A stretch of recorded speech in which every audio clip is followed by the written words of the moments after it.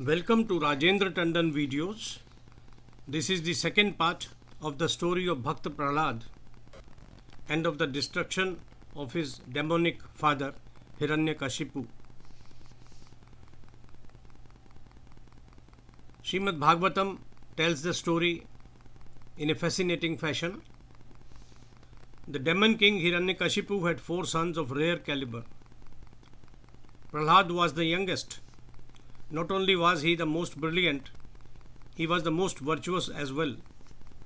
He liked to be of service to saints, holy men and rishis. He was of a peaceful temperament. He was truthful and kept his word. Prahlad treated all living beings as equals. He always bowed to elders and touched their feet out of respect. He showered a father's love on the poor. His equals he treated as brothers. He worshipped his teachers as God. What thoughts, what qualities? Every one of us should imbibe them. Pride had not touched Prahlad, although he had wealth, education, handsome looks, status. He never misbehaved with anyone. Prahlad never lost his composure even when faced with grave danger or sickness. He had heard a lot about Lok and Paralok. However, he considered this debate meaningless and superficial. Look at the philosophy. A child thinking of Lok and Paralok, this world and the other world, and considering it to be a meaningless debate. For this reason, he coveted nothing. He exercised full control over his senses, his prana and his body. He had overpowered his desires. Though he was born to an asura, he did not exhibit any of the asura traits like cruelty, greed and intemperance. Prahlad liked to hear stories of God's bhaktas. He liked to do Hari Kirtan. Even as a child, he would give up games and sit in samadhi like a log of wood.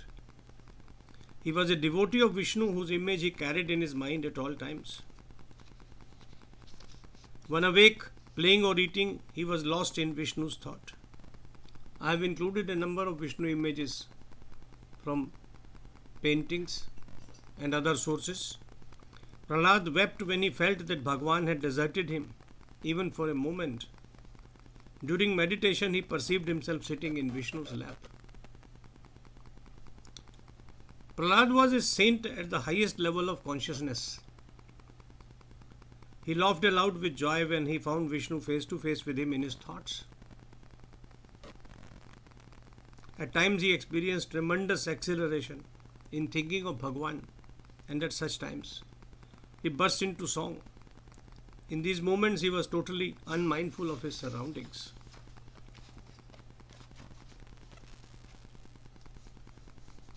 There were moments when Prahlad, lost in Vishnu's vision, walked and talked like him. At other times he experienced a touch of Bhagwan. This submerged him in a pool of bliss, and he sat silent for hours, ruminating over what had happened. His entire being radiated the ecstasy of being one with Bhagwan in such moments. With eyes half shut, he shed tears of grateful joy. This is a description of Bhakti Ras. All this made Hiranyakashipu uncomfortable. How dare his son believe in and worship Vishnu, his enemy? One fine day, Hiranyakashipu asked Prahlad, who was sitting in his lap, son, what is it in the world that appeals to you most? Prahlad replied, Father, the inhabitants of this universe are always lost in greed. Their ego is overpowering. They are disturbed because they cannot have their say all the time. I advise such persons for their salvation. They must come out of the dark depths of ego and submit themselves to Hari. Total devotion. Give up everything in the service of God. The mere mention of Hari's name infuriated the king. He commented, Your thoughts are perverse. You are being misled by Vishnu's agents. Hiranyakashipu put Prahlad along with his other sons under the tutelage of Shukracharya and his sons. However, the latter could not divert Prahlad from his path. They too wanted to discover the source of Prahlad's knowledge and thoughts. Dear pupil, said his gurus, who is it that is misleading you? No other member of your family thinks as you do. Why believe in truth? Why trust Vishnu who has killed your uncle? We discarded the dharma of the devatas a long time ago. Instead, we believe in hedonism, in conquest, in wars, and in limitless sensuous enjoyment. Think over and change your ways. Prahlad replied, you are my gurus. However, all that you teach is not the truth. I want to eliminate the desire for possession, Trishna. I want to be free of attachment, Buddha. I pray to Bhagavan Vishnu. He alone can purify our conscience with his kindness. He is the soul that resides in each one of us and is our life breath. Vishnu eliminates our ego. He makes us see ourselves in others. Like a magnet attracting iron filings, Vishnu, who carries the Sudarshan Chakra, inspires detachment in my mind. Thinking of him, I feel relaxed and detached from worldly pleasures. Prahlad's teachers were upset with his beliefs. They taught Prahlad lessons in Artha, Dharma and Kam. They taught him to differentiate between Sam, Dand and Bhed, kingly qualities, kingly education. Once again, one day when Prahlad was sitting in his father's lap, the king asked him to describe some of the lessons he had learned from his gurus. The young boy repeated his praise for Vishnu that further infuriated his father. Hiranyakashipu shoved Prahlad off his lap and roughly pushed him to the ground. He could no longer bear this nonsense. Take this rascal to a forest and lynch him. He deserves nothing less than death. He talks of Vishnu all the time. Vishnu who had killed his uncle, my brother, forgetting his kith and kin. This lowly creature talks of Vishnu like a slave. It appears that he is an incarnation of Vishnu come to kill me. He is just a child, yet he has forgotten the love and respect he owes to his parents. An ungrateful son deserves no mercy. He is like a diseased limb that must be cut off to regain health. What language? He acts inimical towards me. Take him away. Destroy him. Father telling about his son. Hiranyakashipu's Daityas carried Prahlad out of the court premises. They started piercing him with sharp tridents. Prahlad sat quiet and meditated. No instrument of torture could inflict an injury on his body. Nothing disturbed his peace of mind. Hiranyakashipu was outraged. The boy must be destroyed at any cost. Mad elephants were brought out to trample Prahlad. Poisonous snakes were released to bite him. He was thrown from high mountains. He was imprisoned in dark prison cells. He was starved for days. However, nothing harmed Prahlad. He was under Vishnu's protection. The father reconciled himself to his fate. He argued that Prahlad was after all his son. If he was so powerful that nothing could harm him, why not let it be? Maybe one day he could be of help with his magic powers. He sent his son to be educated again to Shukracharya's ashram. Unexpectedly, Prahlad started teaching his class the value of truth, honesty and a pious life. He sang of the glories of Vishnu. He engaged in Hari Kirtana. Soon his activities were reported to his father, who was enraged. His body shook in anger. He decided to do away with Prahlad with his own hands.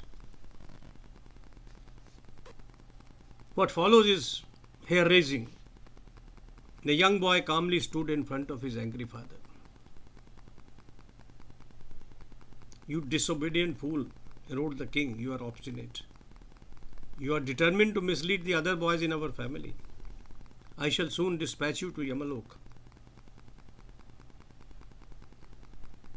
Without raising either his voice or his eyes, Prahlad said, "Bhagwan orders the movement of the smallest particle of grain, as well as of the ferocious tigers and lions and mighty elephants. Even Brahman does his bidding.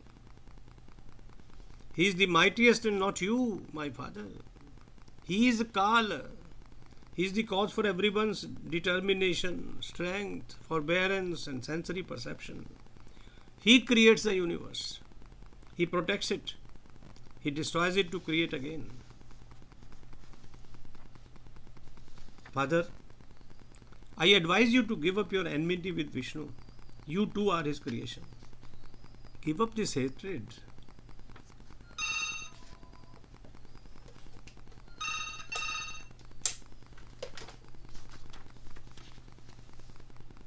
Treat everyone equally. This too is his worship. Those who surrender to their senses are fools, though they think they are wealthy, and that they have conquered all the directions. What will you get by killing me? I am nothing. Kill your anger.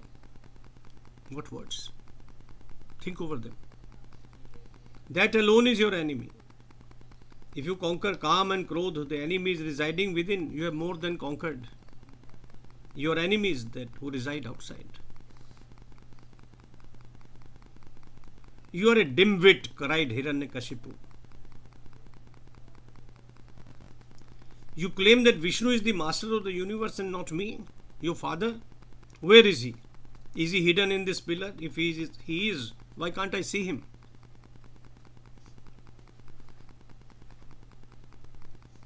Shouting in a voice hoarse with anger, Hiranyakashipu alighted from his throne and struck a pillar in his court with his fist. A roar ensued. The pillar burst like a volcano. Hiranyakashipu next wanted to strike at Prahlad, but he too was frightened by the thundering sound. He stood like a statue with an arm lifted, holding a sword. Out of the pillar emerged a glorious being, neither human nor animal. It was an apparition never seen before. The king could not take his eyes off this figure that radiated the light of 1,000 suns. Bhagwan Nrsimha stood facing the demon. He had a frightening aspect. His eyes glowed with anger like molten gold. They sent shivers through Hiranyakashipu. As he yawned, his mane flew in all directions. He had a mighty jaw. His sharp tongue rolled and waved like a sword. A set of raised eyebrows made his face look fierce. His ear flaps were lifted upwards and were still. His nostrils were puffed. His open mouth and teeth, sharp as blades, looked like a mountain cave. Nrsimha soon swelled his body to touch the roof. He had a thick-set neck, his chest was broad and his waist was slim. The entire body was covered with white hair, gleaming like moonbeams. He had hundreds of arms. He had sharp claws to be used as weapons. Hiranyakashipu sensed that his end was neared. He remembered Brahma's boon, trying to figure out an escape route. How dare you touch me? He shouted at Vishnu. He attacked Nrsimha with his sword but disappeared in his effulgent light as a moth lost in fire.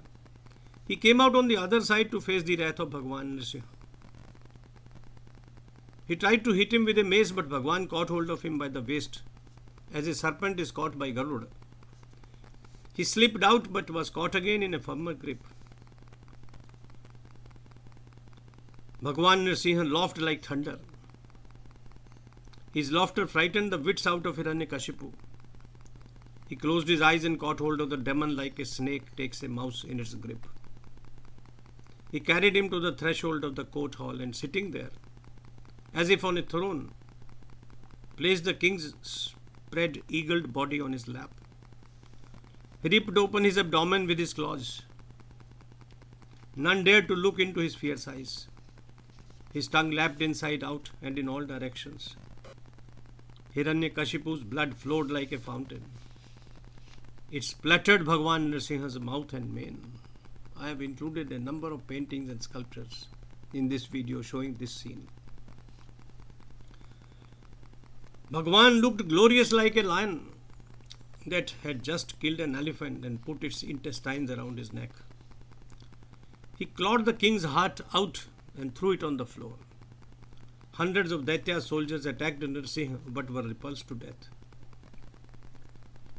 Having finished Hiranyakashipu, Bhagwan Nrsimha ascended the king's throne. Nobody dared approach him because his form was frightening. The Devatas celebrated, the Gandharvas sang songs of joy, the Apsaras danced in jubilation.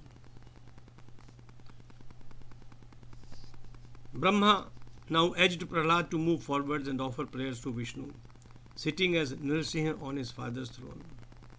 He alone could quieten his anger because he was Vishnu's sincere devotee. So argued Brahma. Prahlad moved forward and prostrated himself in front of Bhagwan Nrsimha. The god turned kindly instantaneously, touched Prahlad with his hand. There is a painting included in this video showing that gesture. The young prince rejoiced in his good fortune as he felt the touch of Bhagwan's hand that was soft like a lotus petal. He offered him prayers. Bhagwan Nrsimha smiled and said, I am pleased with your devotion. Ask me for anything and it will be given. Do not hesitate. Prahlad was a devotee. His reverence and tapasya were not intended to obtain boons. It was a total selfless surrender to God. He did not ask for anything. He just stood smiling. Jai Sri Krishna. Jai Sri Krishna. Jai Sri Krishna.